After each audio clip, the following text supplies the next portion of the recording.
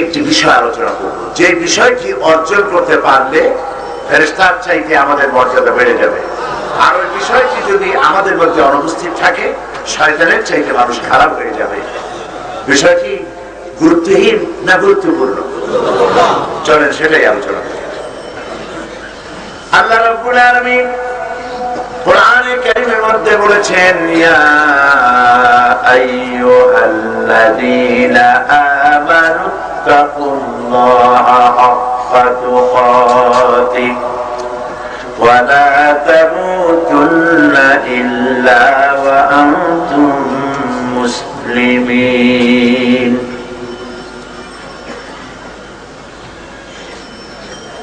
আল্লাহ রাব্বুল আলামিন কোরআনে কারীমে বলছেন, ইয়া আইয়ুহাল্লাযীনা আমানু তাকুল্লাহ,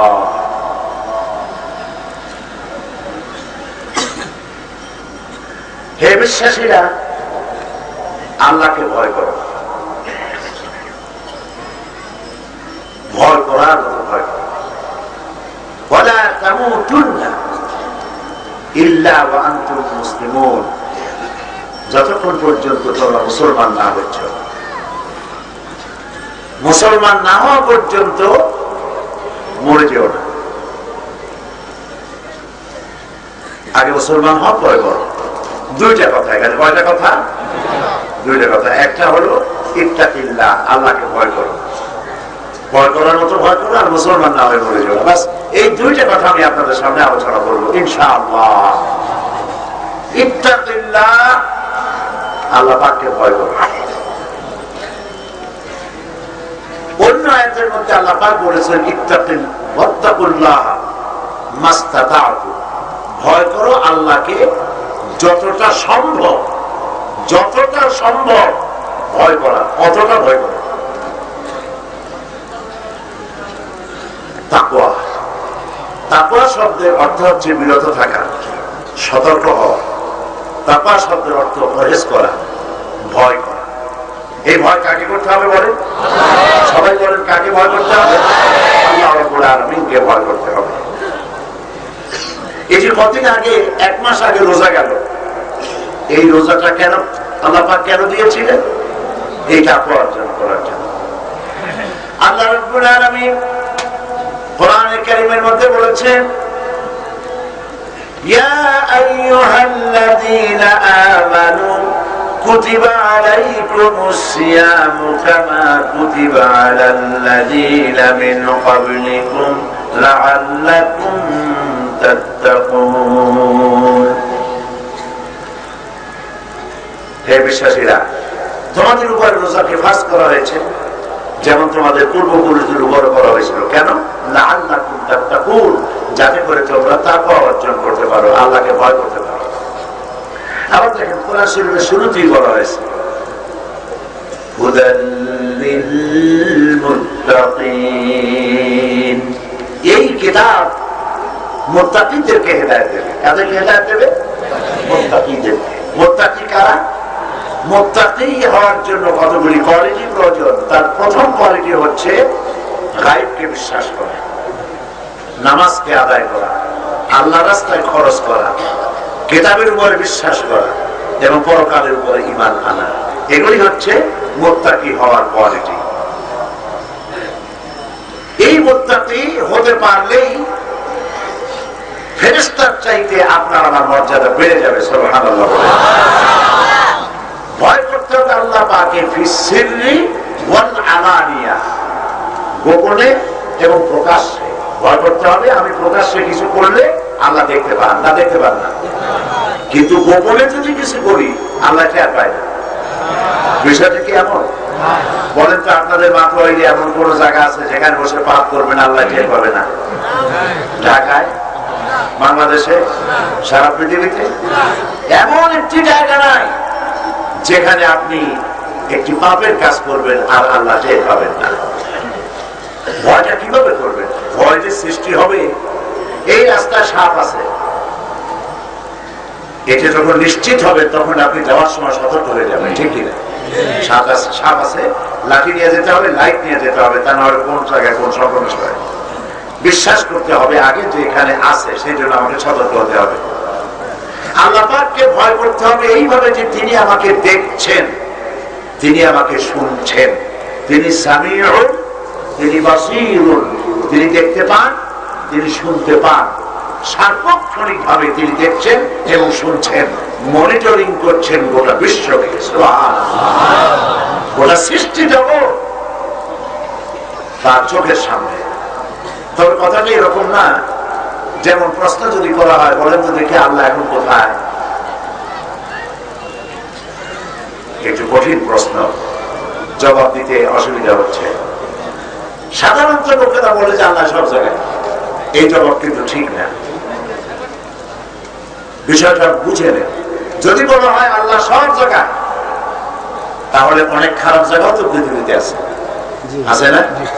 তো সব জায়গায় যদি হয় তাহলে তো সেখানেও থাকতে হয়। নাউযুবিল্লাহ। আল্লাহ রাব্বুল আলামিন কোথায় আছে? ওই প্রশ্নের জবাব চলুন আল্লাহ কি জিজ্ঞেস করি যে আপনি এখন কোথায়, আপনি কোথায় থাকেন? আল্লাহ রাব্বুল আলামিন কোথায় আছেন?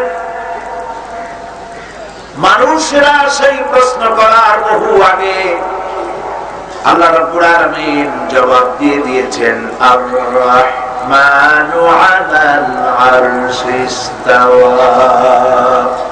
আল্লাহ পাক আরশে আজিমে আসীন আছেন। সুবহানাল্লাহ। তাহলে তিনি সব দেখছেন কি করে? তিনি দেখছেন, তিনি আরশে আজিমে আছেন, সব কিছু তার চোখের সামনে। তিনি সব দেখতে পান, আমিও দেখতে পাই, এমপি সাহেব সব আমরা সবাই দেখতে পাই। আল্লাহও শুনতে পান, আমরাও শুনতে পাই। আমার শোনা, আমার দেখা, আল্লাহ শোনা, আল্লাহর দেখা, দুটো কি এক? না। আমাদের দেখার সামনে একটা অবস্ট্রাকশন, একটা বাধা আছে। এখানে বসে আমরা দূরের একটা লাইট দেখতেছি, আর কিছু দেখি না। আল্লাহর কি অবস্থা? এত কুয়াশা, আরশে থেকে আল্লাহ পাক বাংলাদেশে কি হইতেছে টের পাইতেছেন না। এরকম নাকি? আমরা একটি সীমিত এলাকার মধ্যে কোন আওয়াজ হলে শুনতে পাই, এর বাইরে একটা শুনতে পাই না। শ্রবণ শক্তির একটা সীমা আছে, সীমার বাইরে আওয়াজ হলে আওয়াজ আমরা শুনি না। আল্লাহ পাকের কি এরকমের অবস্থা নাকি? আল্লাহ রাব্বুল আলামিন তার শ্রবণের পাওয়ার এত বেশি, আটলান্টিক মহাসাগরের তলদেশে কোন একটি শৈবাল, কোন একটি পাথরের কোনার সাথে লাগানো ছোট্ট একটি পোকা, যা মাইক্রোস্কোপ যন্ত্র ছাড়া দেখা যায় না, এমন পোকাটিও যদি ক্ষুধার যন্ত্রণায় অথবা কোন পেটের যন্ত্রণায় যদি চিৎকার করে, আহাহু করে, আরশে আজিমের মালিক আল্লাহ রাব্বুল আলামিন তা শুনতে পান। ইউনূস আলাইহিস সালামকে যখন মাছে গিলে ফেললো, মাছ যখন তাকে পেটে নিয়ে চলে গেল পানির অথল তলদেশে, হযরত ইউনূস আলাইহিস সালামের মতো বিপদে তো পৃথিবীর মানুষ কেউ কোনোদিন পড়ে নাই, ঠিক কিনা? মাছে গিলে ফেলাইছে, বারবার রাস্তা নাই, দরজা নাই, জানলা নাই, বেরোবার পর হযরত ইউনূস আলাইহিস সালাম মাছের পেটের ভেতরে বসে জীবন সম্পর্কে বুঝতে পারলেন, বাঁচার আর কোনো পথ নাই। তিনি চিৎকার দিয়ে পড়লেন, লা ইলাহা ইল্লা আনতা সুবহানাকা ইন্নী কুনতু মিনাজ জালিমিন। পড়েন না, লা ইলাহা ইল্লা আনতা সুবহানাকা ইন্নী কুনতু মিনাজ জালিমিন। নদীর অতল তলদেশে মাছের পেটের ভিতরে বসে হযরত ইউনূস আলাইহিস সালাম যে চিৎকার মারলেন, পানির ভিতরে কেউ শোনে নাই, স্থলভাগের কেউ শোনে নাই, অন্তরিক্ষের কেউ শোনে নাই। আল্লাহ রাব্বুল আলামিন বলেন, আমি আরশের মালিক, আমি ইউনূসের ডাক শুনেছি। শুধু শুনি নাই, সঙ্গে সঙ্গে জবাব দিয়ে দিয়েছি ফাস্তাজাবনা লাহু ওয়া নাজাইনাহু মিনাল গাম্মি ওয়া কাযালিকা নুনজিল মুমিনিন। আমি ইউনূসের ডাকের জবাব দিলাম। মাছের পেটের মধ্যে ব্যথা শুরু হয়ে গেল। মাছ দেখলো বমি না করতে পারলে বাঁচতে পারলো না। মাছ ভেসে উঠলো, দরিয়ার কিনারে গিয়ে মাছ ইউনূস আলাইহিস সালামকে বমি করে দিল। ইউনূস আলাইহিস সালাম বেঁচে গেলেন। আল্লাহ পাক বললেন শুধু ইউনূসকে নয়, ওয়াকাযালিকা, ঠিক একই ভাবে মুমিনেরা যদি বিপদে পড়ে আর আমারে ডাকে, আমি শুনি আর জবাব দেই। সুবহানাল্লাহ, বিপদ থেকে বাঁচায় দেব। সুবহানাল্লাহ। তো আল্লাহ পাক সব দেখতে পান এবং ভয় করতে হলে এই কোয়ালিটি গুলি জানতে হবে যে আমি ভয় করতেছি এই কারণে যে কেউ দেখছে না, এক মহান সত্তা আমাকে দেখতে পাচ্ছেন। তিনি কে? আল্লাহ। বলে লন্ডনে একবার রাস্তা দিয়ে যাচ্ছে, রাত অনেক, রেড সিগন্যাল জ্বলতেছে, ড্রাইভার দাঁড়ায় গেছে, কোনো গাড়ি জানি নেই, শুধু আমার গাড়ি জানি। আমি বললাম তুমি তো চলেই যেতে পারো, আমাদের শহরে তো লোক চলেই যেত, কোনো গাড়ি টাড়ি নিয়ে অসুবিধা কি? কয় যে না, যাওয়া যাবে না। কেন? কয় যে এই যে রেড সিগন্যালের সাথে অটোমেটিক ক্যামেরা সেট করা আছে, আমি এখান থেকে যাব, ক্যামেরা ছবি নিয়ে নিবে, পরের দিন কোর্ট থেকে চিঠি আসবে, গাড়ির নাম্বার এত, গাড়ির রঙে, রাত 2:45 সময় অমুক জায়গা থেকে রেড সিগন্যাল মারিয়া তুমি চলে গেছো, কোর্টে আসো, জরিমানা দাও।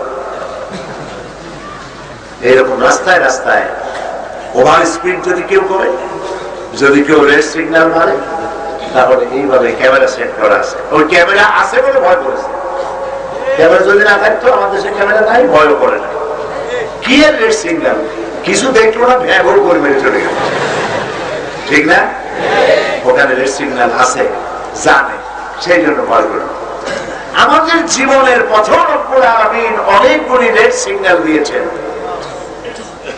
জেনা করো না, একটা রেড সিগন্যাল। মদ খেও না, একটা রেড সিগন্যাল। সুদ খেও না, একটা রেড সিগন্যাল। ঘুষ খাইও না, দিও না, আর একটা রেড সিগন্যাল। স্ত্রীকে বেপরদায় রেখো না, আর একটা রেড সিগন্যাল। সমস্ত রেড সিগন্যাল গুলি আমরা মেরে যাচ্ছি একটার পর একটা। সুতরাং মানুষের দশা হচ্ছে এই যে অনবরত আল্লাহ পাকের রেড সিগন্যাল গুলি মেরে যাচ্ছে। আল্লাহ পাক বলছেন তিলকা হুদুদুল্লাহ, এই হচ্ছে আল্লাহ পাকের বর্ডার, এই বর্ডার গুলি ক্রস করো না, আল্লাহ নিষেধ করেছেন। এটা আমরা পারবো যদি বিশ্বাস করি আল্লাহ আমাকে দেখতেছে। বিশ্বাস করেন? জবাব তো দিবেন, এগুলো ঈমানের প্রশ্ন। আল্লাহ আমার সব কিছু দেখতেছে, বিশ্বাস করেন? আমি যা বলি আল্লাহ সব শুনতেছে, বিশ্বাস করেন? এটা বিশ্বাস যদি করি তাহলেই ভয় করতে পারবো। কোরআনে কারীমে আল্লাহ রাব্বুল আলামিন বলেন وَيَعْلَمُ مَا فِي الْبَرِّ وَالْبَحْرِ وَمَا تَسْقُطُ مِنْ وَرَقَةٍ إِلَّا يَعْلَمُهَا। এই পৃথিবীর স্থলভাগে কি হয়, পানির তলে কি হয়, সব আমি জানি। কে বলতেছেন? সুবহানাল্লাহ বলবেন না? আপনি কোন হোটেলের কোন রুমে বসে কি করতেছেন কেউ টের পায় না। কে টের পায়? এক মহান সত্তা দেখতে পান। কে তিনি? আল্লাহ রাব্বুল আলামিন বলেন শুধু পানি এবং স্থলের কথা নয়, ওয়া তাসকুতু মিন ওয়ারাকাতিন ইল্লা ইয়ালামুহা, এই পৃথিবীর কোন একটি গাছের পাতা যদি পড়ে যায়, কোন গাছের কোন পাতাটি পড়েছে আমি আল্লাহর কাছে তার খবর হয়ে যায়। এটা কেন একটু গল্প করলাম? এটা কি? আল্লাহর কোরআন, আল্লাহর নিজের কথা। পৃথিবীর কোন দেশের কোন গাছের কোন পাতাটা আজকে পড়লো, এটিও আমার কাছে খবর হয়। পাতা পড়ার খবর যিনি রাখেন, কোথায় জেনা করতেছেন, কোথায় মদ খাইতেছেন, কোথায় কার টাকা মারতেছেন, কার সর্বনাশ করতেছেন, কারে হত্যা করতেছেন, কারে হত্যার পরিকল্পনা করতেছেন, এগুলো আল্লাহ টের পায় না। আরেকটি আয়াত আল্লাহ রাব্বুল আলামিন বলেন, মা ইয়াকুনু মিন নাজওয়া সালাসাতিন ইল্লা হুয়া রাবিউহুম। মানুষ তো দুষ্টামি করার জন্য একটু পরামর্শ করে, কয়েকজন মিলে এক জায়গায় বসে পরামর্শ করে, অমুকরে মারবো, তমুকরে ধরবো। এই যে সেদিন আমাদের কোন একটা কলেজের না কোন একটা হাই স্কুলের হেডমাস্টারের জবাব করলো না, 2-3টা ছেলে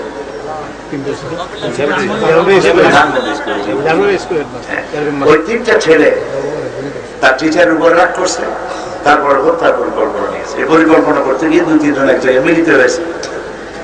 এটা মনে আসলো বলে বললাম। তো দুষ্টামি করার জন্য, ক্ষতি করার জন্য, মানুষের ক্ষতি করার জন্য এক জায়গায় বসে তোমরা 3 জন যেখানে বসো, আল্লাহ বলতেছে 3 জন যেখানে বসে পরামর্শ করো, মনে রেখো শুধু 3 জন না, ওখানে আরেক সত্তা আছেন, তিনি আমি আল্লাহ। ওয়ালা খামসাতিন ইল্লা হুয়া সাদিসুহুম। যেখানে তোমরা 5 জন, মনে করো না শুধু 5, ওখানে 6 আছে, আরেক মহান সত্তা, সে আমি আল্লাহ। এরপরে আল্লাহ পাক বলছেন, হয়তো তো চিন্তা করতে পারেন যে 3 জন হইলে তাহলে আল্লাহ চতুর্থ হবে, তাহলে আমরা 2 জনের পরামর্শ করব, আর 5 জন হইলে 6 জন ষষ্ঠ নম্বরে থাকেন আল্লাহ পাক, তাহলে আমরা 7 জন হব। আল্লাহ পাকের কথায় কোনো ফাঁক যোগ নাই। সুবহানাল্লাহ বলে, কোনো ফাঁক যোগ নাই। দেখেন না, এই যে ব্যারোমিটার যন্ত্র আছে, প্রত্যেকটি জিনিস মাপার যন্ত্র আছে না, ব্যারোমিটার যন্ত্র দিয়ে কি মাপে? আবহাওয়া। আবহাওয়া মাপে তারা কয় আগামীকাল বরগুনা, পটুয়াখালী, বরিশাল, পিরোজপুর ইত্যাদি এলাকায় ঝোড়ো হাওয়া প্রবাহিত হতে পারে। হাতিয়া, সন্দ্বীপ, কুতুবদিয়া, চট্টগ্রাম, কক্সবাজার উপকূলীয় এলাকায় জলোচ্ছ্বাস হতে পারে। কখনো বলবে না যে হবে, বলবে হতে পারে। এবার দেখেন তো কোরআন শরীফ, এ কথা কি আছে যে মানুষ মরে গেলে কবর আযাব হইতে পারে, পরকাল একটা হইলেও হইতে পারে, কিয়ামতের আগে চন্দ্র আর সূর্য একটা ধাক্কা লাগলেও লাগতে পারে। আছে এরকম কথা? নাই, কোনো পারে পারে নাই, কোনো যদি যদি নাই, সব ডাইরেক্ট। আল্লাহ পাক বলেছেন, ইজা সালামু ফাতারাত, যখন আকাশ সমূহ বিলীন হয়ে যাবে, ওয়াইদাল কাওয়াকিবু ইনতাসারাত, যখন তারকা সমূহ বিক্ষিপ্ত হয়ে পড়বে, কাইদা বারাকাল বাসারু ওয়া খাসাফাল কামারু ওয়া জুমিআ শামসু ওয়াল কামার, চন্দ্র আর সূর্য যখন আলো হারিয়ে ফেলবে, চাঁদ আর সূর্য যখন ধাক্কা লাগবে, কোনটার মধ্যে পারে আর যদি বলি নেই, সব ডাইরেক্ট। কারণ কথা কার? আল্লাহ পাকের। মানুষে জানে না, সেই জন্য আন্দাজ একটা মেরে দেয়, কিন্তু আল্লাহ তো জানে ভবিষ্যতে কি হবে। কথা বুঝতে পেরেছেন? সেই জন্য আপনি যাতে চিন্তা করতে না পারেন যে 3 জন পরামর্শ করলে ওইখানে তো চতুর্থ আল্লাহ, 5 জন হইলে ষষ্ঠ সত্তা আল্লাহ, কাজে আমরা 7-8 জন হব, আর না হয় 2 জন হব। লাস্ট কথা দিয়ে আল্লাহ পাক এই চিন্তা শেষ করে দিয়েছে। এই আয়াতের শেষে কি আল্লাহ পাক বলেন, ওয়ালা আদনা মিন যালিকা ওয়ালা আকসারা ইল্লা হুয়া মা'হুম আইনামা কানু। যদি 3 জনের কম হয়, যদি 5 জনের বেশি হয়, তোমরা আছো যেখানে, আমি আল্লাহ আছি সেখানে। এই চিন্তাটা করলেই ভয় করতে পারবেন, এই চিন্তা করলে ভয় করা যাবে। হযরত ওমর রাদিয়াল্লাহু তাআলা আনহু, তিনি তার অভ্যাস ছিল, তিনি তো রাষ্ট্রপতি। কি ছিলেন তিনি? পর্তুগ দেশের, অর্ধেক পৃথিবী মানুষ সব ঘুমানো, তিনি ঘুমাইতেন না রাতের বেলা, একটা অংশ ঘুমাতেন, আরেকটি অংশ পায়ে হেঁটে হেঁটে ঘুরে ঘুরে যতদূর সম্ভব প্রজাপুঞ্জের বাড়ি বাড়ি চলে যেতেন দেখার জন্য কে কি হালতে আছে, খাইয়ে আছে না না খেয়ে আছে। ওমর রাদিয়াল্লাহু তাআলা বলতেন, আমার শাসন আমলে ফোরাতের কূলে যদি একটা কুকুর, একটি ছাগলের বাচ্চা অথবা একটা কুকুরের সন্তান, কুকুরের বাচ্চা যদি না খেয়ে মারা যায়, ক্ষুধার্ত অবস্থায় মারা যায়, কিয়ামতে আমি ওমরকে আল্লাহর কাছে আসামি হতে হবে। এই দায়িত্ববোধ, এই রেসপন্সিবিলিটি এটি তাদের মধ্যে ছিল। এই রেসপন্সিবিলিটি ছিল বলেই দুনিয়াকে তারা শাসন করেছেন নিষ্কলুষ ভাবে। সুবহানাল্লাহ। ঘুরতেছেন গভীর রাত শেষ প্রায়, এক বাড়ির মধ্যে কথাবার্তা হচ্ছে, এরকম আওয়াজ পেলেন, মনে করলেন বাড়িতে বোধহয় রোগ ব্যাধি কিছু হয়েছে, এত রাত্রে কথা না কেন। বাড়ির দরজার কাছে গিয়ে কান পাচ্ছে, শুনতে পেলেন বাড়ির গৃহকর্ত্রী মহিলা তার মেয়েকে ডেকে বলছে, মা ওঠ, রাত প্রায় শেষ, আমি গরু, ছাগল, উট এগুলির দুধ দহন করে এনেছি, এখন তুই একটু পানি মিশা বেশি করে বাজারে বিক্রি করলে লাভ হবে ভালো। মেয়ে বলছে, মা এইসব কাম আমি পারবো না। শুনতেছে কে?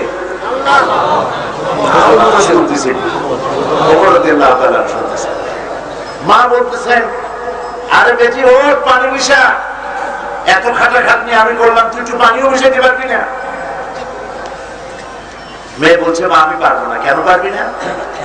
কারণ আমিরুল মুমিনিন ওমর রাদিয়াল্লাহু তাআলা বলেছেন, দুধে এক সরকারি ফরমান বলে তিনি ফরমান জারি করেছেন, দুধে পানি মিশানো যাবে না। কাজেই আমিরুল মুমিনিনের নির্দেশ আমি অমান্য করতে পারবো না। মেয়ে লোকটি বলছে, মা বলতেছে, আরে পাগলি, ওমর রাদিয়াল্লাহু তাআলা এখন বাড়িতে ঘুমাইতেছে আরাম করে, উনি দেখতেছেন নাকি? মেয়ে বলতেছে, মা হযরত ওমর রাদিয়াল্লাহু তাআলা তিনি বাড়িতে এখন ঘুমিয়ে থাকতে পারে, হযরত ওমরকে ফাঁকি দেওয়া যেতে পারে, তার গোয়েন্দা বিভাগের চোখকে ফাঁকি দেওয়া যেতে পারে, কিন্তু আল্লাহ রাব্বুল আলামিনের চোখকে তো ফাঁকি দেওয়া যাবে না। এই কাজ করা আমার পক্ষে সম্ভব নয়। এটার নাম তাকওয়া। এটার নাম কি? এই ভয় আল্লাহ সৃষ্টি করতে চান বান্দার মধ্যে। ওমর রাদিয়াল্লাহু তাআলা বাড়ি ফিরে আসলেন, ঘটনাটা নিজের কানে শুনে বাড়ি এসে ছেলেকে ডাকলেন, বললেন, আব্দুল্লাহ, অমুক এলাকায় একটা যুবতী মেয়ে আছে বলে মনে হলো, আমার তো বয়স টয়স নাই বিয়ে করা, বয়স থাকলে আমি বিয়ে করতাম, তুমি যাও খোঁজ নাও মেয়েটার বিয়ে হয়েছে কিনা, যদি বিয়ে না হয়ে থাকে তাহলে তুমি তোমার নিজের বিয়ের প্রস্তাব দাও। আমিরুল মুমিনিন অর্ধেকটা পৃথিবীর প্রেসিডেন্ট ছেলেকে পাঠালেন বিয়ের প্রস্তাব দিয়ে। দেখলেন না মেয়েটা দেখতে কেমন, লম্বা কত, চওড়া কত, একটি মাত্র কোয়ালিটি দেখেছেন। সেই কোয়ালিটি কি বলতে পারবেন? সুবহানাল্লাহ। আর ওয়াজ না করলেই হবে যদি বুঝে থাকেন। কোয়ালিটির নাম তাকওয়া। আর এই তাকওয়া দেখে মেয়েটাকে আমিরুল মুমিনিন পুত্রবধূ করে নিজের ঘরে আনলেন। রেজাল্ট কি হলো? কারখানা যেমন তার প্রোডাকশনও তেমন হয়। এই মেয়ে, তার পেটে যে মেয়ে হলো, সেই মেয়ের গর্ভেই হযরতে ফারুক সানি ওমর ইবনে আব্দুল আজিজ রাহমাতুল্লাহ আলাইহির মতো মানুষ আল্লাহ পাক দুনিয়ায় পাঠালেন। যেমন মা তেমন সা। তাহলে এটার নাম হচ্ছে তাকওয়া। এটার নাম কি? আল্লাহকে ভয় করা, প্রকাশ্যে এবং গোপনে।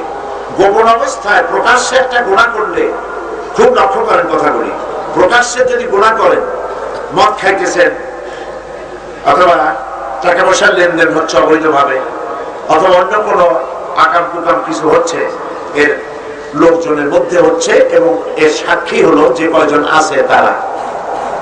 কথা বুঝতে পারছেন? প্রকাশ্যে যে গুনাহ করেন সেই গুনার সাক্ষী উপস্থিত যারা তারা। আর যদি গোপনে কোনো গুনাহ করেন, একা একই অথবা দুজনে মিলে কোনো গুনাহ করতেছেন, এই গুনার সাক্ষী শুধুমাত্র এক মহান সত্তা আল্লাহ রাব্বুল আলামিন। কি মারাত্মক কথা! এই গুনার সাক্ষী কে হলেন? আল্লাহ তাআলা। প্রকাশ্যে আর গোপনে যত গুনাহ করেছি দয়া করে তুমি মাফ করে দাও বলে না। তিনি যদি ক্ষমা না করে উপায় নাই। এই জন্য আল্লাহর কাছে ক্ষমা চাইতে হবে, আল্লাহ তুমি আমাদেরকে মাফ করে দাও। গুনাহ করা মানুষের জন্য খুব অস্বাভাবিক না স্বাভাবিক? খুবই স্বাভাবিক। এই জন্য আমরা যারা গুনাহগার আল্লাহ রাব্বুল আলামিনকে ভয় করে গুনাহের জন্য চোখের পানি ফেলে কাঁদতে হবে, নামাজ পড়ে তাহাজ্জুদের নামাজ পড়ে তেলাওয়াত করে কাঁদতে হবে, গুনাহ মাফ চাইতে হবে রব্বুল আলামিন। যেসব গুনাহ গোপনে করা হয়েছে সেই গুনাহগুলি যদি সমাজের লোকেরা জানতো, একটু নিজেরা চিন্তা করেন, আমি জিজ্ঞেস করতেছি না, যেসব গুনাহ আমরা যৌবনকালে জীবনে যত প্রকার গুনাহ করছি গোপনে, এই গুনাহগুলি যদি সমাজের লোকেরা জানতো সম্মান করতো? আল্লাহ রাব্বুল আলামিনের কাছে সিজদা দিয়ে চোখের পানি ফেলে দোয়া করতে হবে, রব্বুল আলামিন আমার গোপনীয় গুনাহগুলি তুমি গোপন করে রেখেছো, কাউকে জানতে দাও নাই, কিন্তু কিয়ামতের দিন লক্ষ কোটি কোটি মানুষের সামনে আমার গোপন গুনাহগুলি জাহির করে দিয়ে আমারে তুমি স্মরণ দিও না। গুনাহ করলে বলে আল্লাহ পাকের নাম রহমান রহিম, বান্দা যখন চোখের পানি ফেলে দেয়, বান্দা যখন কাঁদতে থাকে, নবীজি বলেছেন আল্লাহর কাছে দুইটা ফোঁটা বেশি প্রিয়। একটা হলো জিহাদের ময়দানে যে রক্ত ফোঁটা পড়ে, আর আল্লাহর ভয়তে জাহান্নামের ভয়তে মানুষের চোখ থেকে যে পানি ফোঁটা পড়ে, দুইটা ফোঁটা আল্লাহর কাছে বেশি প্রিয়। মানুষ যখন কাঁদে আল্লাহর ভয়তে জাহান্নামের ভয়তে যখন কাঁদতে থাকে, চোখের পানি নাকের অর্ধেক আসতে না আসতে আল্লাহ রাব্বুল আলামিন মাফ করে দেন। সুবহানাল্লাহ। আল্লাহ রাব্বুল আলামিন দয়াবান, মেহেরবান, রহমান, রহিম। সুবহানাল্লাহ। তিনি রহমান, দুনিয়ার জন্য রহমান, আখিরাতের জন্য রহিম। দুনিয়া শুধু দেন, সবাই দেয়। আচ্ছা দেখেন, রহমান মানে হলো দাতা, যিনি দেন। মানুষের মধ্যেও দাতা আছে। আমরা যে দেই, বন্ধু বান্ধব আত্মীয় স্বজন দল দেখে দেখে দেই। যে আমার বিরোধী, আমার সমালোচনা করে, আমার সাথে শত্রুতা করে, আমি কি তার দেই? বলেন না, যখন দেই। এবার আল্লাহ পাকের আদব, অভ্যাস, সিস্টেম দেখুন। তিনি শুধু নামাজি, রোজাদার, হজ করে যাকাত দেয়, শুধু এই লোকদেরকে দেন না যারা নাফরমান, নামাজ নাই, রোজা নাই, তাদেরকেও দেন। বরং দেখা যায় কোন কোন ক্ষেত্রে নামাজি, দিনদার, পরেজগার লোকের চাইতে বেঈমান লোকের আরো বেশি পায়। নামাজ নেই, রোজা নাই, বাড়ির অভাব নাই, গাড়ির অভাব নাই, কোন কিছুর অভাব নাই, জমের পাওয়া পাইতেছে। এই যে বেশি পায়, এইটা দেখে আর ঘাবড়াবার কোনো কারণ নাই। আল্লাহ পাক বলেন ওর আখিরাত নষ্ট হয়ে গেছে। দুনিয়া চাইছে, আমি দুনিয়া দিয়ে দিলাম। এক লোকের একটা গাধা ছিল আর একটা খাসি ছিল। প্রত্যেক দিন বাড়ি থেকে বেরোবার সময় গাধারে দিত থাপ্পড়, আর খাসির ঘাড়ের উপরে হাত বুলাইয়া যত্ন করে দিত। একদিন গাধায় খাসিতে বলছে, গাধা, আরে গাধা, তুই আসলেই গাধা। গাধা বলছে, আমি তো গাধাই, তুই আমার এরকম গাল দিস কেন? গাল দিয়ে এই জন্য দেখিস না, মালিক তোরে থাপড়ায়, জুতা মারে, কাম ধরে টান দেয়, আর আমার কথা আদর করে, ভুসি খাওয়ায়, তিসি খাওয়ায়, গোসল করায়। গাধাই কয়েছে, কথা ঠিকই, কিন্তু তোর এত আদর বাড়ছে কেন, তা তুই কি জানিস? তা তো জানি না, কোরবানির প্রাণ উঠছে। নামাজ নাই, রোজা নাই, আল্লাহ নাই, পরকাল নাই, জেনা, ব্যভিচার, মদ, সুদ, ঘুষ, জন্মের খাওয়া খাচ্ছে, তারপরেও বাড়ি গাড়ি সমানে অভাব নাই।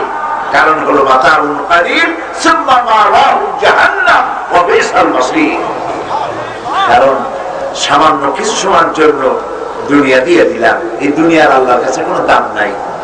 হাদিস শুনুন, হাদিসে কুদসি আল্লাহ পাক বলেছেন, লক্ষ্য করুন, আল্লাহ পাক বলছেন, এই পৃথিবীর মূল্য যদি আমার কাছে মশার ডানার তুল্য হতো, চিন্তা করছেন? মেসালটা কি, দৃষ্টান্তটা কি, এক্সাম্পলটা কি? মশার দানা তুলল যদি দুনিয়ার দাম দিতাম, আচ্ছা কত দেখে আমি যদি আপনারে 1 লক্ষ মশার দানা জোগাড় করে দেই, আমার কত দেবেন? জি কিছু তো দিবেন না। আর চিন্তা করবেন যে লোকটারে একদিন মাথাটাতে ভালো ছিল, সর্বনাশ হয়ে গেছে। তাহলে 1 লক্ষ কেন, 50 কোটি মশার দানা একত্রিত করলেও একটা কোটা পয়সা দাম নাই। আল্লাহর দৃষ্টান্ত দেখুন, আল্লাহর কথা। আল্লাহ পাক বলছেন এই পৃথিবীর মূল্য যদি আমি আল্লাহর কাছে মশার দানার তুল্য হতো, কাফেরকে 1 ঢোক পানি কিনতে দিতাম না। এটা দাম নাই। কুলু ওয়া তামাত্তাউ, খা, জব্বের খাওয়া খা। আর খাইতেছে মানুষ, গরুও খায়, ছাগলেও খায়, ও খায়, হারাম খায়। সরকারের টাকা, জনগণের টাকা চিন্তাই করে না, সমানে খাইতেছে। সেই যে খাইলে হালাল খান, তাই হালাল খাইতে হইলে আল্লাহরে ভয় করা ছাড়া তো আর হালাল খাবে না। রমজান মাসে একজন রোজাদার অফিসারের কথা শোনাচ্ছি, ঘুষের টাকা নিয়ে এসে খুব রাগ করছে। বেটা যাদব, রোজার দিন এই টাকা কি এটা হাতে করে নেওয়ার জিনিস? বুদ্ধি শুদ্ধি নাই, কমন সেন্সের কমনও নাই। স্যার আপনি তো চাইছিলেন, আপনি তো চাইছিলেন ওই ড্রয়ার খুলে ড্রয়ার মধ্যে ছুঁয়ে যাবে, এই টাকা হাত দিয়ে নেওয়া যায় না। রোজার দিন ড্রয়ার মধ্যে ছুঁয়ে দিল, মনে করলো আল্লাহ দেখে নাই। আল্লাহ পাক দেখছেন না বিষয়টা? সুতরাং মদ, জুয়া, ঘুষ, সুদ, হারাম শুয়ারের মাংসের মতো মনে করুন, জাহান্নামের আগুনের মতো মনে করুন, তাহলেই পরহেজ করতে পারবেন, নিজে বাঁচতে পারবেন। সুবহানাল্লাহ। হযরত আবু বকর রাদিয়াল্লাহু তাআলা তাকওয়ার কারি হয়, 6 দিন ওয়াজ করলে তো ছাড়বে না। হযরত আবু বকর রাদিয়াল্লাহু তাআলা খলিফাতুল মুসলিমিন, আমিরুল মুমিনিন, স্ত্রী বলতেছে আমিরুল মুমিনিন বাচ্চাগুলো একটু খেতে চায় সারিদ। আরব দেশে সারিদ হচ্ছে খুব উন্নত মানের খাবার, একটা হালুয়া। হযরত আবু বকর রাদিয়াল্লাহু তাআলা বলছেন, বেগম যা বেতন পাই তাই দিয়ে সারিদ বানাইয়া বাচ্চাদের খাওয়াবার মতো আমার কাছে পয়সা নাই, বাচ্চাদের অন্য কিছু খাওয়াই বুঝায় দাও, পরিবারের লোকদেরকে সেভাবে বুঝাও। কয়েক মাস পর দেখা গেল যে ঘরে সারিদ তৈরি হয়েছে, খলিফার দস্তরখানে প্লেটে করে হালুয়া এসছে।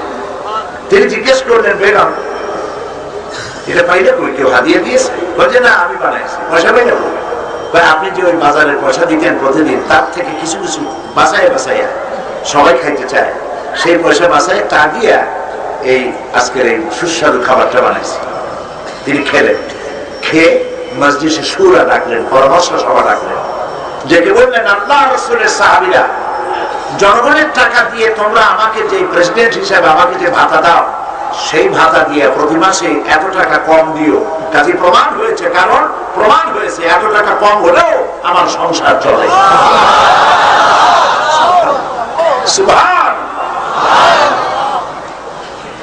জনগণের টাকা, সরকারের টাকা শুয়ারের মাংসের মতো মনে করতে হবে নিজের জন্য, জাহান্নামের আগুনের মতো মনে করতে হবে নিজের জন্য। তা না হলে প্রত্যেকটি পয়সার হিসাব দিতে হবে কিয়ামতে আল্লাহর দরবারে। প্রিয় ভাই সব, তাকওয়া, আল্লাহ পাককে ভয় করো। এই রোজা আসলো তাকওয়া সৃষ্টি করার জন্য, তাকওয়া কিছুই সৃষ্টি হইল না। মুত্তাকি কেউ হইতে পারলাম না, ঠিক কিনা বলেন? মুত্তাকি হইতে পারলাম না। নামাজ নাই, রোজা রাখছে ঠিকই, কিন্তু মিথ্যা কথাও বলেছে, ওজনে কম দিয়েছে, খাদ্যে ভেজাল দিয়েছে। এই জন্য নবী করিম সাল্লাল্লাহু আলাইহি ওয়াসাল্লাম বলেছেন, কিয়ামতের দিন অনেক রোজাদার আল্লাহর দরবারে এভাবে উঠবে যে আমলনামার মধ্যে ক্ষুধার কষ্ট, পিপাসার কষ্ট, এই দুইটা কথা লেখা আছে, কোন সওয়াব নাই। এটা বলে যে ব্যক্তি রোজা রেখে মিথ্যা কথা বলে, ওজনে কম দেওয়া ছাড়তে পারলো না, খাদ্যে ভেজাল দেওয়া ছাড়তে পারলো না, ওয়াদা খেলাপ করা ছাড়তে পারলো না, তার রোজার কোনো দাম আল্লাহর কাছে নাই। ভাই বিশ্বাস করেন, বিশ্বাস করেন, নামাজ পড়িয়া, লম্বা জামা গায়ে দিয়া, মাথায় পাগড়ি দিয়া এইসব করে ভেস্তে যাওয়া যাবে না। তাহলে আপনারা মনে করবেন যে তাহলে এগুলোকে আমরা খালি খালি রাখি? না, খালি খালি হলে আমি রাখলাম কেন? আমারও তো মুখে দাঁড়িয়েছে। আলহামদুলিল্লাহ আমাদের মাননীয় সংসদ সদস্য আমার ভাই মদিনা শরীফের, ওনার সঙ্গে আমার দেখা হলো এবার রমজান মাসে। আলহামদুলিল্লাহ। মাননীয় প্রধানমন্ত্রীর সাথে আমরা দুজন এবং আরো মন্ত্রীরা একসাথে আমরা ওহদে হযরত হামজা রাদিয়াল্লাহু তাআলা আনহুর মাজার জিয়ারত করলাম। আমরা মসজিদের কুবায় গেলাম, মসজিদের কিবলাতাইনে গেলাম। তখনই আমি ওনার মুখে দাঁড়িয়ে দেখেছি, আর আমার দিল থেকে আমি প্রথমে চিনতে পারিনি যে ভাই তো দাঁড়িয়ে ছিল। আমার ছেলে বললো, ছেলের নাই আব্বা? তা আমি বললাম, বললো যে উনি তিনি। আমি খুব খুশি হলাম এবং আজ আমি দিল থেকে দোয়া করি রাসূলের যে সুন্নাত তার মুখে আল্লাহ উঠাইছেন, ওনাকে আপনারা ভোট দিয়ে যে ভালো কাজটা করেছেন, উনি যেন জীবন দিয়ে আপনাদের প্রত্যেকের প্রতি ইনসাফ করতে পারে। তৌফিক আল্লাহ দেন। প্রিয় ভাই সব, এই দাড়ি টুপি, এটা হলো একটা দাড়ি টুপি জামা পাগড়ি ইউনিফর্ম। পুলিশের যেমন খাকি ড্রেস, আর্মির যেমন চক্কর মক্কর ড্রেস, বিডিআরের চক্কর মক্কর ড্রেস আছে না, এই যে ড্রেসগুলি এবং র্যাঙ্ক লাগানো, ফিতা লাগানো, দড়ি ঝুলানো ইত্যাদি, এগুলি হচ্ছে তাদের ইউনিফর্ম। এই ইউনিফর্মের মূল্য আছে। এই ইউনিফর্ম ছাড়া যদি কেউ আসামি ধরতে যায়, আইডেন্টিটি কার্ডও নাই, ইউনিফর্মও নাই, তাহলে গ্রেফতার তো অনেক করবে আগে ঢুকে না। তুই বেটা কোন দেশের পুলিশ গো? তোর জামা কই? ঠিক না? ইউনিফর্মের দাম আছে, দাম আছে না? আবার ইউনিফর্মের দাম আছে মনে করে ইউনিফর্ম সবটা করিয়া ঠ্যাঙের উপরে ঠ্যাং ফেলাইয়া বেড়াকে আর্মি, মিডিয়া, পুলিশ শীতই শুয়ে রয়েছে। বর্ডার আক্রান্ত হয়ে গেছে। প্রধানমন্ত্রী প্রেসিডেন্ট অর্ডার দিয়েছেন, বাংলাদেশের ৫৬,০০০ বর্গ মাইলের ৩ দিক থেকে শত্রু রাষ্ট্র কর্তৃক ঘেরাও হয়ে আছে। বিএসএফ এর সদস্যরা বাংলাদেশের উপরে হামলা চালিয়েছে। সমস্ত সেনাবাহিনী, এয়ারফোর্স, ল্যান্ড ফোর্স, সমস্ত বিমান বাহিনী, বিডিআর, পুলিশ সব ঝাঁপিয়ে পড়ে মোকাবেলা করো। এরা চিন্তা করলো যে ইউনিফর্ম পরছি, আমার চাকরি যাই করি, টানে আর উপরে ফুটিয়ে দেখে পূজাই করবে, চাকরি থাকবে? থাকবে না। তাহলে কি বোঝা গেল? ইউনিফর্মের গুরুত্ব আছে, আবার ইউনিফর্মের কোন দাম নাই যদি ডিউটি না করে। জামা, দাড়ি, টুপি, পাগড়ির মূল্য নাই যদি আপনি আল্লাহকে ভয় না করে। আবার আল্লাহর ভয় করতেছেন, কিন্তু মুসলমান হিসেবে যা আপনার করা দরকার, আপনার পরিচয় হওয়া দরকার, পরিচিতি নাই, তাহলে এটাও চলবে না। দুটোর সমন্বয় হতে হবে, কম্বিনেশন হতে হবে। কথা বুঝে আসছে?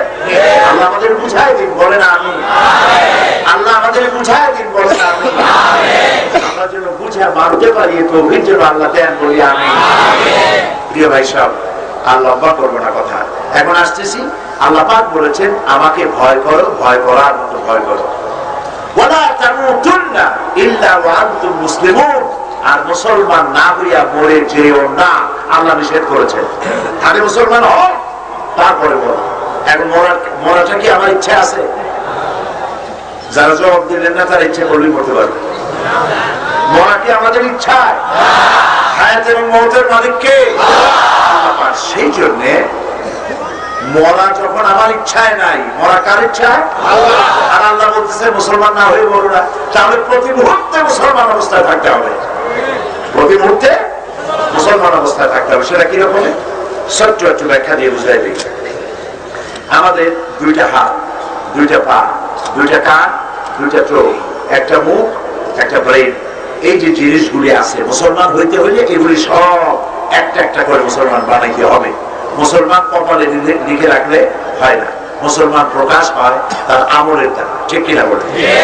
গরুর গোশত খাই আমরা মুসলমান, শুয়ার খাই না। ঠিক কিনা?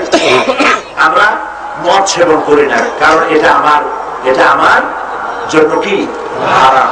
আমি 31st নাইট অবজার্ভ করি না, কারণ এটা আমার ট্র্যাডিশন নয়, আমার কালচার নয়। 31st নাইট যারা অবজার্ভ করে, নাচে, গায়, মদ খায়, চিল্লায়, আতশবাজি ফুটায়, এটা কালচার নয়, এটার নাম ক্যান্সার। গোটা জাতির দেহের ক্যান্সার। এই জন্য সরকারে মুসলমান বানাইতে হবে। দুইটা পা আগে মুসলমান বানান। কিভাবে? এই দুটি পা দিয়ে মানুষ কোন জায়গায় পাপ করতে গেলে হাঁটে যায় কি দিয়া? পাও দিয়ে। পাও দুটাকে মুসলমান বানাবেন কিভাবে? এই দুটি পা আল্লাহ যেসব জায়গা যেতে নিষেধ করেছেন ওই সব জায়গায় এই পাও দিয়ে হেঁটে যাব না। তাহলে কি হলো? পাও দুটো কি হলো? মুসলমান হয়ে গেল। এখন যদি কেউ চিন্তা করে ঠিক আছে পাও দিয়ে হেঁটে যাবো না, গাড়িতে যাবো, মানুষ তো সাংঘাতিক বুদ্ধি রাখে। পরের স্ত্রীর দিকে কুনজরে তাকাইও না, কিন্তু প্রথম যে নজরটা পড়ে, চলতে গেলে নজর পড়ে যায় না, রাস্তায় পথে ঘাটে বাসে হঠাৎ একটা মেয়ের উপরে দিকে নজর পড়বে, হাদিসে আছে প্রথম নজর আল্লাহ মাফ করে দিবেন, দ্বিতীয়বার তাকায়। কেউ করে এটার অর্থ করছে যে প্রথম নজর যখন মাফ, ওই নজর অনেক লম্বা করে কাজে আপনাকে চিন্তা করতে হবে, মূল কথাটি আপনাকে চিন্তা করতে হবে, যেখানেই যান, পাও দিয়ে হেঁটে যান, রিক্সায় যান, গাড়িতে যান, চলার জন্য যান আগে এই দুটি পাকে আল্লাহকে ভয় করে চালান, পাও দুটি মুসলমান হয়ে যাবে। দুটি হাত যত পাপ মানুষের করে, কি দিয়ে করে? হাত দিয়ে করে। হাত দিয়ে মদের গ্লাস ধরে, হাত দিয়ে করোনারি স্পর্শ করে, হাত দিয়ে সুদের টাকা নেয়, হাত দিয়ে ঘুষের টাকা নেয়, হাত দিয়ে মানুষ জবাব করে, ইত্যাদি যত পাপ এই হাত দিয়ে করে। ওজনে কম দেওয়া, খাদ্যে ভেজাল দেওয়া, জমিনের আইন ঠেলা, এই হাত দিয়ে করে। এই হাত কিন্তু কে আমাদের কথা বলবে? কোথায় আছে? আল্লাহ পাক বলেছেন জবান বন্ধ করে দেবেন। আল্লাহ পাক যখন আল্লাহ দেখে বলবে যে না এইসব পাপ আমি করিনি, বর্ষরে বলবে যে ফেরেশতারা বানায় বানায় লেখছে, আল্লাহ পাক তখন জবান বন্ধ করে দেবেন। সূরা ইয়াসিনের মধ্যে আছে জবান বন্ধ হয়ে যাবে, মুখ কথা বলতে পারবে না। ওয়াতুকাল্লিমুনা আইদিহিম, দুটি হাত কথা বলবে, ওয়াতাশহাদু আরজুলুহুম, দুটি পা সাক্ষী দেবে। হাতে বলবে আল্লাহ এই লোকটা আমাকে দিয়ে এই এই কাজ করেছে, পা বলবে আমি সাক্ষী, আমাকে দিয়ে হেঁটে এই লোকটা ওই সব জায়গায় গিয়েছে। ইন্না লিল্লাহি ওয়া ইন্না ইলাইহি রাজিউন। দুটি হাত কথা বলবে। কাজে এই হাত দিয়ে আল্লাহ যা যা নিষেধ করেছেন সেই সব জিনিস এই হাত দিয়ে ধরবো না, করবো না। হাত দুটো মুসলমান হয়ে গেল, সুবহানাল্লাহ বলেন। দুটি চোখ, এই চোখ দিয়ে আল্লাহ যা দেখতে নিষেধ করেছেন তা দেখবো না। অশ্লীল কোন ছবি, অশ্লীল কোন চিত্র, অশ্লীলতা, পরনারী ইত্যাদি, এই দুটি চোখ দিয়ে আমি খারাপ নজর করে এই চোখ দিয়ে আমি কিছুই দেখবো না। তাহলে চোখ দুটো মুসলমান হয়ে গেল। এ চোখ দিয়ে পাপও কামাই করা যায়, এ চোখ দিয়ে আবার সবও কামাই করা যায়। কিরকম? হাদিস শরীফে এসেছে, নবীজি বলেছেন দুটি চোখ দিয়ে যদি কেউ তার মা বাপের দিকে দৈনিক একবার ভক্তির নজরে তাকায়, আল্লাহ রাব্বুল আলামিন তার আমল নামায় একটা কবুল নফল হজের সওয়াব লিখে দিবেন। সাহাবীরা জিজ্ঞেস করলেন, ইয়া রাসূলুল্লাহ, যদি কোন সন্তান তার মা বাপের দিকে দৈনিক 100 বার তাকায় তো কি হবে? নবীজি বললেন, আল্লাহর নিয়ামতের ভান্ডার অফুরন্ত, সেখানে কোনো অভাব নাই। কোন বান্দা যদি তার মা বাপের দিকে দৈনিক 100 বার তাকায় ভক্তির নজরে, দয়ার নজরে, আল্লাহ পাক ওই বান্দার আমল নামায় 100 কবুল নফল হজের সওয়াব লিখে দিবে। তাহলে চোখ দিয়ে গুনাহ কামাই করা যায়, সওয়াবও কামাই করা যায়। চোখ দুটোই মুসলমান বানান। আল্লাহ যা দেখতে নিষেধ করেছেন তা চোখ দিয়ে দেখবো না। তাহলে পা মুসলমান হইলো, হাত মুসলমান হইলো, চোখ মুসলমান হইলো। কান দিয়ে মিথ্যা কথা শুনবো না, গীবত শুনবো না, অশ্লীল গান শুনবো না, বাজনা শুনবো না, আল্লাহ যা যা নিষেধ করেছেন তা শুনবো না। তাহলে কান দুইটা কি হয়ে গেল? মুসলমান হয়ে গেল। গীবত, পরনিন্দা, বোঝেন তো বিষয়টা? পরনিন্দা, পরনিন্দা যে করে তারও বলতে খুব মজা হয়, খুব মজা করে করে বলে অমুকের মেয়ে এই এই করেছে, অমুকের ছেলে এই এই করেছে, এই যখন বলে তারও খুব মজা হয়, আর যে শোনে সেও খুব মজা করে শোনে। এর মজা হয় কেন? যে জিনিসের পেছনে শাস্তি আছে ওইটা একটু মজা বেশি হয়, জ্বালা বেশি আছে শাস্তি বেশি, সেটার শাস্তি বেশি হয়ে যায়। যেমন দাঁতের রুগী, পিঠে দাঁত হয়েছে অথবা বাহুতে দাঁত হয়েছে, রোদের মধ্যে গেছে, চুলকানো শুরু করেছে, যত চুলকায় তত মজা লাগে, কিন্তু চুলকানি যখন শেষ হয়ে গেল তারপরে জ্বালা শুরু হয়ে গেল। ঠিক কিনা? ঠিক কিনা? গীবত এইরকম এক চুলকানি রোগের মতো, যে বলে তারও মজা লাগে, যে শোনে তারও মজা লাগে। আর এটি হলো জিনা করার মতো গুনাহ, নাউযুবিল্লাহ। আপনার সাহস থাকে, এমপি সাহেব যদি কোনো অন্যায় করে থাকেন ওনার সামনে এসে বলুন, তাহলে আপনার সওয়াব হবে, উনি তো মানুষ, ফেরেশতা তো না। আমি তো মানুষ, আমি তো ফেরেশতা না, ভুল তো আমাদের হতেই পারে। এসে যদি বলেন এই কামটা ভুল করেছেন, এটা করা উচিত না। ওমর রাদিয়াল্লাহু তাআলা আনহুর মতো মানুষের সামনে দাঁড়ায় গেছে একজন, তিনি খুতবা দিতেছিলেন, এক পাতলা চিকুন শুকনা শাকনা এক মানুষ দাঁড়ায় গেছে। হযরত ওমর বলছেন, ইয়া আইয়ুহাল মুসলিমুন মাশারাল হাজিরিন, হে উপস্থিত জনতা, আমি যা বলি শোনো। একজন যুবক দাঁড়ায় গেল, শুনবই না। আপনাকে প্রথমে বলতে হবে, এত বড় লম্বা জামা কোথায় পাইছেন? এবার সরকারি ভাবে যে কাপড় পেয়েছি আমরা, তাতে আমাদের জামা হইছে দূর, আপনার জামা উদ্দূর হইল কেমনে? লম্বা বেশি কাপড় পাইলেন কই? এটার জবাব দেন, তারপরে বক্তৃতা করেন। গণতন্ত্র কারে বলে? সুবহানাল্লাহ বলবেন না? এইটার নাম গণতন্ত্র। ইসলাম এটাই শিখাইছে। হযরত ওমর রাদিয়াল্লাহু তাআলা আনহু পুলিশকে ডেকে বললেন, বেটারে গ্রেফতার কর। জি না। তিনি জবাব দিতে যাচ্ছেন, ছেলে দাঁড়িয়ে বললেন, ভাই, আমার আব্বাকে আপনি যে প্রশ্ন করেছেন, আমি আব্দুল্লাহ ইবনে ওমর রাদিয়াল্লাহু তাআলা আনহুমা, আমি প্রেসিডেন্টের ছেলে, আমিরুল মুমিনিনের ছেলে, আপনি যদি অনুমতি দেন জবাবটা আমি দেই। হ্যাঁ, দিতে পারেন। তিনি বললেন, আমরা সবাই এক মাপের কাপড় পেয়েছি, আমিও এক টুকরো পেয়েছি। আমার আব্বা আমার থেকে অনেক লম্বা, তিনি খুব লম্বা মানুষ ছিলেন, আমার আব্বা অনেক লম্বা মানুষ। তিনি যে জামা পেয়েছিলেন, সেই যে কাপড় পেয়েছিলেন, ওই কাপড়টা খুব ছোট হয়ে গিয়েছিল। আমার কাপড়টা আমি আব্বারে দিছি, আব্বা তারটা আর আমারটা জোড়া দিয়ে এই জামাটা বানাইছেন। সুবহানাল্লাহ। যুবক বললেন, আমিরুল মুমিনিন, আপনি বক্তব্য রাখেন, আমরা শুনবো। সুবহানাল্লাহ, সুবহানাল্লাহ। এটার নাম হলো, এটা সব হবে যদি সামনে বলে দেন, আর পিছনে বলবেন, যতক্ষণ বলবেন অতক্ষণ জিনা করলে যত পাপ হবে, এত পাপ আপনার আমলনামায় লেখা হবে। আরো কি হবে জানেন? অন্যের গীবত গাইবেন, আপনার আমলনামার কষ্ট করা সওয়াবগুলি, যার গীবত গাইবেন তার আমলনামায় চলে যাবে, আর যার গীবত গাইলেন তার পাপগুলি আপনার আমলনামায় চলে যাবে। নাউজুবিল্লাহ বলেন। তাহলে কান দুইটারে কি বানাইতে হবে? মুসলমান। সেই জন্য আল্লাহ যা নিষেধ করেছেন তা শোনা যাবে না। মুখটারে মুসলমান বানাইতে হবে। কাল, অন্তঃকরণ, মন দিয়ে কোনো কুচিন্তা করা যাবে না, ভালো চিন্তা করতে হবে। কুচিন্তা করলে মনটা মুসলমান হইতে পারলো না। ভালো ভালো চিন্তা করবেন, মানুষ সম্পর্কে ভালো ধারণা করবেন। এরপরে জবান।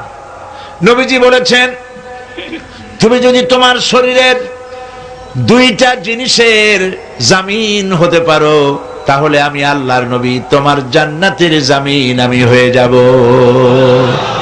একটি হলো তোমার লজ্জাস্থান, আর একটা হলো তোমার জিহ্বা। এই দুইটা জিনিসের জামিন তুমি হও, তোমার বেহেশতের জামিন আমি হব। সুবহানাল্লাহ। তোমার লজ্জাস্থানের হেফাজত করো, তোমার জবানকে হেফাজত করো। সমস্ত পাপের উৎস এই মুখ। এই মুখ দিয়ে মানুষ, মুখ দিয়ে বিবাহ, মুখ দিয়ে তালাক, মুখ দিয়ে জমিন রেজিস্ট্রি, মুখ দিয়ে জমিন বিক্রি, এই মুখ দিয়ে ঈমান, এই মুখ দিয়ে কুফরি। এই মুখ হচ্ছে সব। জবানটাকে কন্ট্রোল করো, জবান মুখকে কন্ট্রোল করো, আল্লাহকে ভয় করো। প্রত্যেকটি কথার হিসাব হবে কিয়ামতে, প্রত্যেকটি শব্দে। মা ইয়ালফিজু মিন কাওলিন ইল্লা লাদাইহি রাকিবুন আতীদ। আল্লাহ পাক বলেন, বান্দা এমন কোন কথা বলে না যে কথা রেকর্ড করা না হচ্ছে। এই যে ভিডিও ক্যামেরা আমাকে তাক করে আছে, যা বলতেছি সব রেকর্ড হচ্ছে, আমার শরীরের অঙ্গভঙ্গি সব রেকর্ড হচ্ছে, হচ্ছে না? এটা, এই ভিডিও রেকর্ড বানাবার এই বুদ্ধিটা কে দিছে? যে আল্লাহ বুদ্ধি দিয়ে এরকম বানাইছে, ওই আল্লাহর অদৃশ্য ভিডিও ক্যামেরা কাজ করতেছে না, করতে পারে না। সুতরাং সে আল্লাহ রব্বুল আলামিনকে ভয় করে আমাদের কথা বলতে হবে, কাজ করতে হবে, তাহলেই মুসলমান হতে পারবো। প্রিয় ভাই সব, বলেছিলাম এমন একটি কাজ যা করতে পারলে ফেরেশতার চাইতে মর্যাদা বাড়ে, আর এমন একটি কাজ যা করতে না পারলে শয়তানের চাইতে নিকৃষ্ট হয়ে যায়। সেই কাজটার নাম হলো তাকওয়া। সেই কাজটার নাম কি? তাকওয়া। চলেন আবার সেই আয়াতের কাছে। আল্লাহ রাব্বুল আলামিন বলেন, ইয়া আইয়ুহাল্লাযীনা আমানুত্তাকুল্লাহা হাক্কা তুকাতিহি ওয়া লা তামুতুন্না ইল্লা ওয়া আনতুম মুসলিমুন। হে বিশ্বাসীরা, আল্লাহকে ভয় করো, ভয় করার মতো ভয় করো, আর মুসলমান না হয়ে মরে যেও না। এই দুটি কথা আমি আলোচনা করতে চাইলাম। আল্লাহ পাক আমাদেরকে যা, আমার দিয়ে আল্লাহ যা বলাইলেন আমি যেন তা আমল করতে পারি। আর যারা শুনলেন আল্লাহ যেন তাদেরকে আমল করার তৌফিক দেন, আমরা বলি আমিন। দাঁড়ানো ভাইরা বসেন, আমি তো এখন আর বলি টলি নিয়ে একবারও যে বসেন, আপনাদের নিয়ে মোনাজাত করব। মোনাজাতের আগে দাঁড়ানো ভাইরা বসেন, বসেন। মোনাজাতের আদবটাই হলো বসা। আমি সকলকে কোরআনের পথে আহ্বান জানিয়ে এবং তাকওয়া অর্জন করার জন্য মিথ্যা কথা বলা যাবে না, ওজনে কম দেওয়া যাবে না, খাদ্যে ভেজাল দেওয়া যাবে না, স্ত্রী এবং মেয়ে আপনার অধীনস্থ মেয়েদেরকে বেপর্দা করা যাবে না, গীবত গাইবেন না, অহংকার করবেন না, জমিনের আইল ঠেলবেন না, 5 ওয়াক্ত নামাজ সঠিকভাবে আদায় করবেন, হালাল খাবেন, হারাম পয়সাকে জাহান্নামের আগুন শুয়ারের মাংসের মতো মনে করে বিরত থাকবেন। তাহলেই আল্লাহর নৈকট্য লাভ করতে পারবো, ঈমান নিয়ে মরতে পারবো ইনশাআল্লাহ। আর একজন একটা প্রশ্ন করছেন, জবাব দিতেই হয়। প্রশ্ন করেছেন যে আমরা জানি যে ছবি উঠানো বিশেষ শরীয়তের বারণ, ওজর ছাড়া জায়েজ নয়। আমার প্রশ্ন হচ্ছে ওয়াজ মাহফিল জাতীয় দ্বীনি মজলিসে ভিডিও ধারণ করা জায়েজ কিনা? ছবি, যেই ছবি নিউজ ভ্যালু রাখে সে ধরনের ছবি তোলা জায়েজ আছে। পাসপোর্টের ছবি তোলা, হজের জন্য ছবি তোলা, চাকরির জন্য ছবি তোলা, পরীক্ষার জন্য ছবি তোলা জায়েজ আছে, কিন্তু অ্যালবামে বাঁধায় রাখার জন্য, ঘরে বাঁধায় রাখার জন্য ছবি তোলা জায়েজ নেই। আর ভিডিও ক্যামেরার মাধ্যমে যে ছবি তোলা হয় মাহফিলের, এটাও জায়েজ আছে। কারণ এখানে কয়েক হাজার লোক আপনারা সরাসরি আমার থেকে শুনলেন। এই ভিডিও ক্যাসেট যারা এখানে আসে নাই, এই ক্যাসেট তারা দেখবে ঘরে বসে, বহু লোক নামাজি, দিনদার, ইমানদার, পরেজগার হয়ে যায়। তাফসিরে মাহফিলের চট্টগ্রামের ভিডিও ক্যাসেট ইউরোপ, আমেরিকা সহ পৃথিবীর সর্বত্র আছে। ক্যাসেট শোনে আর নামাজি হয়, ক্যাসেট শোনে আর দেখে, মদ ছেড়ে দেয়, জেনা ছেড়ে দেয়, এর সাথে মোনাজাত করে হাত তুলে। এখানে মোনাজাত হচ্ছে, হাত তুলে মোনাজাত করে, চোখের পানি ফেলে, হেদায়েত হয়ে যায়। সুবহানাল্লাহ। এটা নিঃসন্দেহে জায়েজ আছে। মক্কা শরীফ, মদিনা শরীফের প্রতি